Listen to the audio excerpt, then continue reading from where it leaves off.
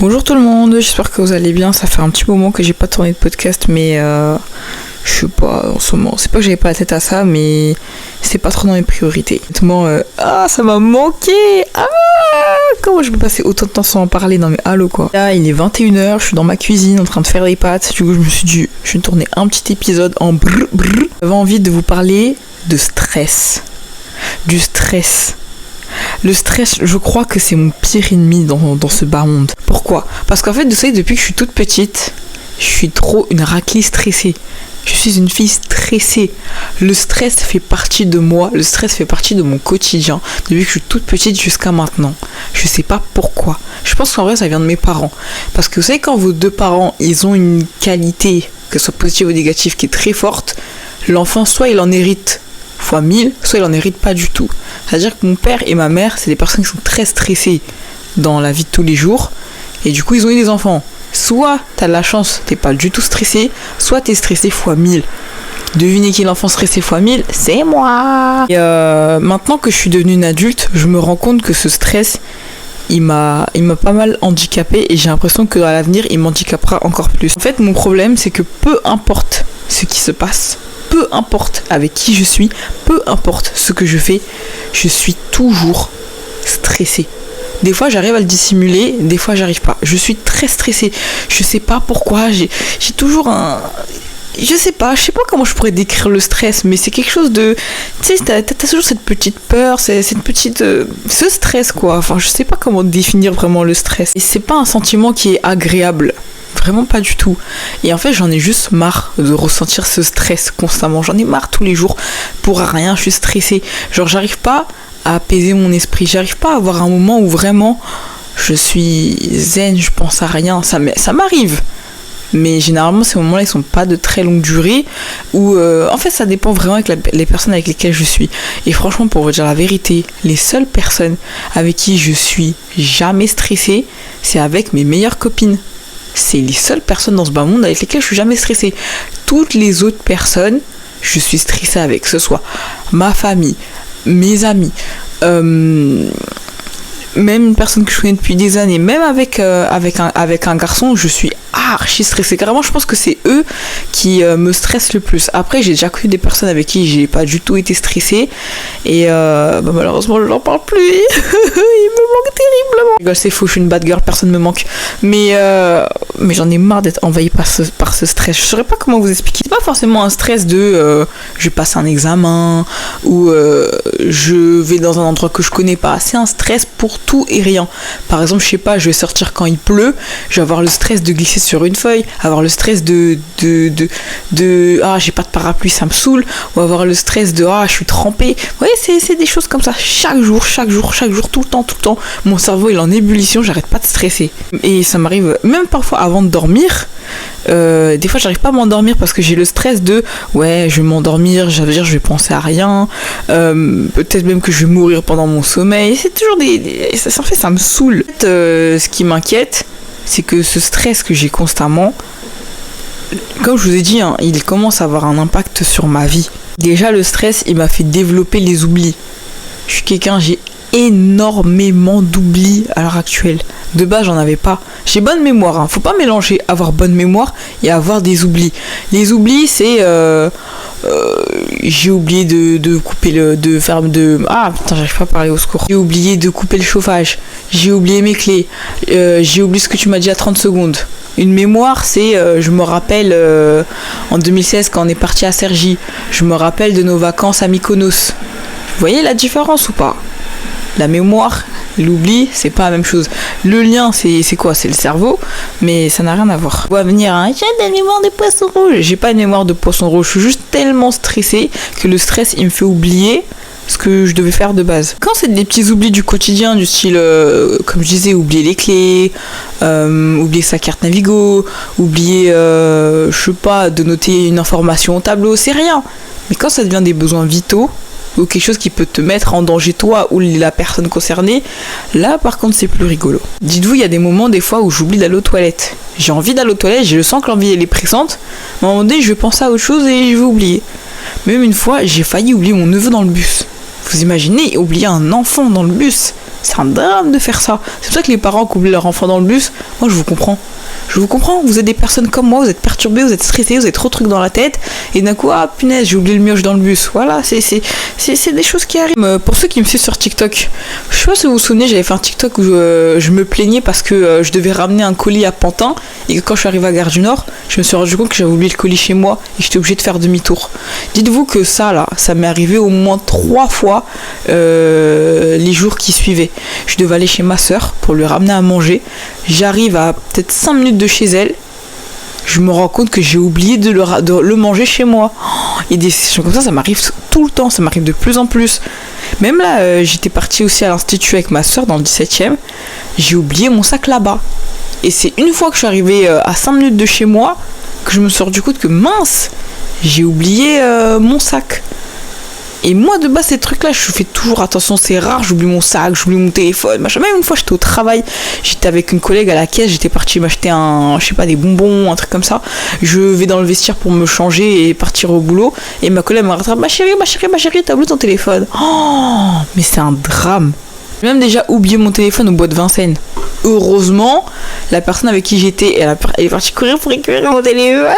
Si tu te reconnais, je te fais encore des gros bisous. Et il a appelé du coup mon téléphone pour voir si quelqu'un allait décrocher. Il y a un monsieur aussi qui a décroché, qui a dit oui, j'ai trouvé un téléphone sur le banc, venez le chercher. Si ce monsieur il se reconnaît, le monsieur là qui a trouvé un petit iPhone sur un banc au bord de Vincennes, je vous fais des gros bisous aussi. Ah, ce monsieur m'a sauvé la vie, parce que sinon j'allais juste fondre en larmes. Au moment là que je me dis que le stress là c'est très dangereux. C'est très très très dangereux. J'oublie des choses que je suis pas censée oublier. Même au travail, on me l'a reproché. Mes patrons me disaient souvent que Aïcha, t'oublies vite. Je vais te demander un truc, tu vas me dire ok. 5 minutes après, tu l'as fait le truc. Ah, j'ai oublié. Ils me le reprochaient beaucoup. Là, vous allez me dire quoi? Vous allez dire, mais ma chérie, prends des notes, il y a quoi? Même avec des prises de notes, même avec une alarme qui sonne régulièrement, j'ai quand même des oublis. Et c'est ça en fait le problème. Même quand je travaille dessus, j'ai des oublis.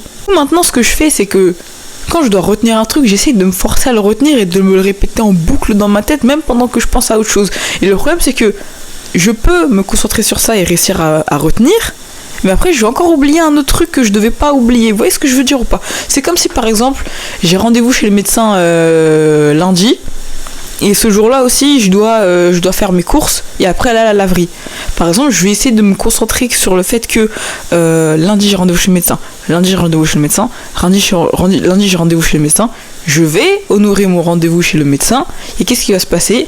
Soit je vais oublier de faire les courses, soit je vais oublier d'aller à la laverie, alors que par exemple à la laverie je devais aller urgent parce que ça fait longtemps que j'ai du linge sale chez moi. Vous voyez, c'est des choses comme ça en fait. Et j'en ai marre, je supporte pas d'être stressée, j'en ai marre. À chaque fois que je suis avec quelqu'un, mon cerveau il est en ébullition, je pense trop, je réfléchis trop.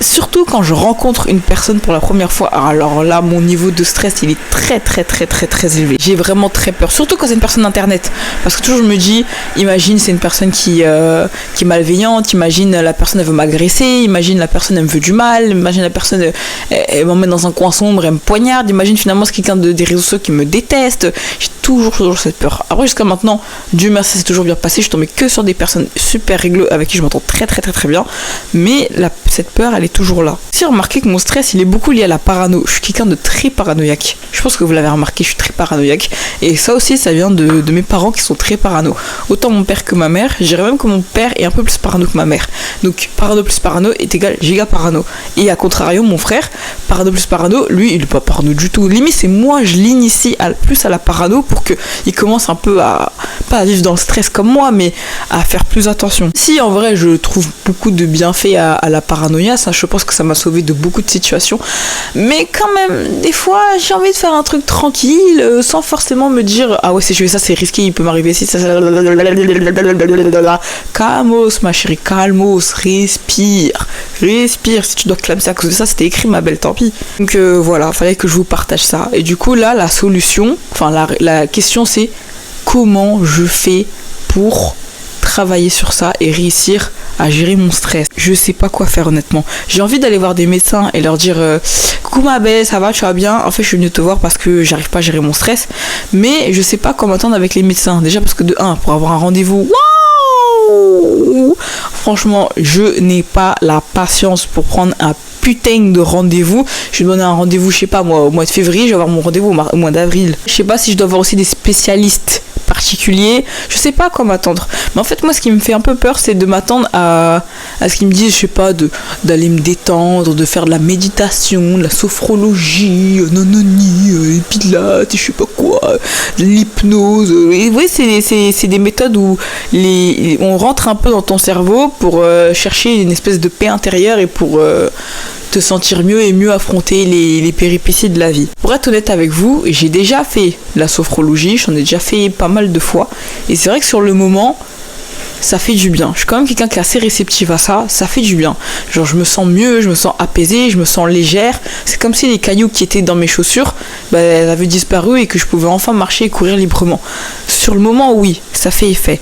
Mais sur le long terme, genre au bout de quelques heures, ou voire quelques jours, que c'est vraiment ça, j'ai été très réceptive, elle a plus d'effet la sophrologie quoi. Après je sais pas si c'est possible de faire la sophrologie soi-même ou de régulièrement voir des sophrologues pour vraiment trouver un apaisement, mais ça marche sur le moment, mais sur le long terme, ça me saoule. Alors ça me saoule de, ok c'est bon, je ferme les yeux, je m'imagine dans un endroit apaisant, avec beaucoup de verdure, avec beaucoup de soleil, et je suis là, et je sens comment on appelle ça, l'herbe ou le vent qui souffle sur ma peau nue. Enfin, j'ai compris ma gueule, j'ai compris. C'est ça le problème. Et j'ai pas envie de trouver 40 000 médecins pour qu'ils me disent va faire la sophrologie, ou va te détendre, va faire la méditation, va faire du yoga.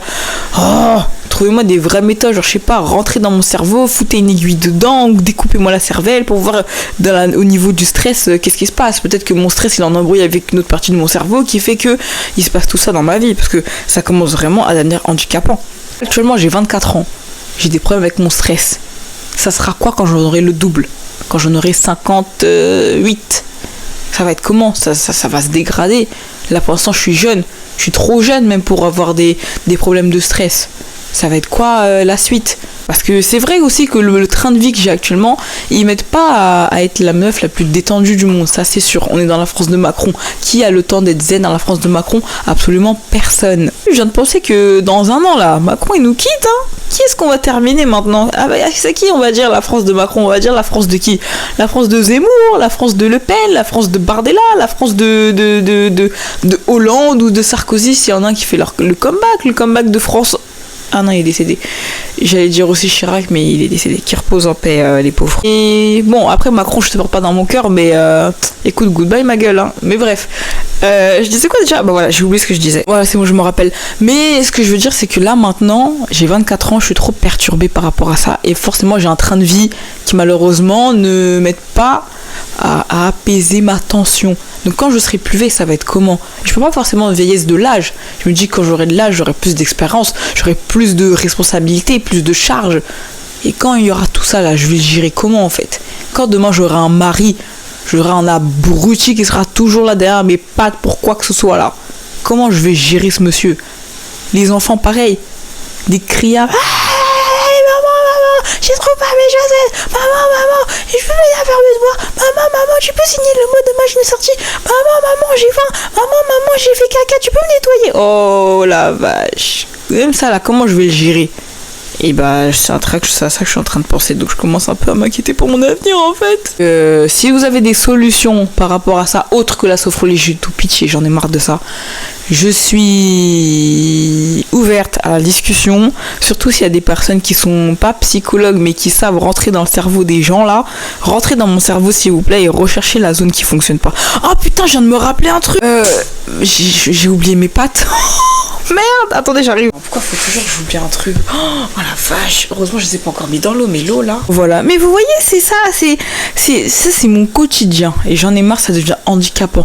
Si tellement vrai ça existe encore, prenez-moi dans votre émission, je vais vous montrer le quotidien, ce que c'est le quotidien d'une fille stressée qui oublie tout et n'importe quoi à chaque fois.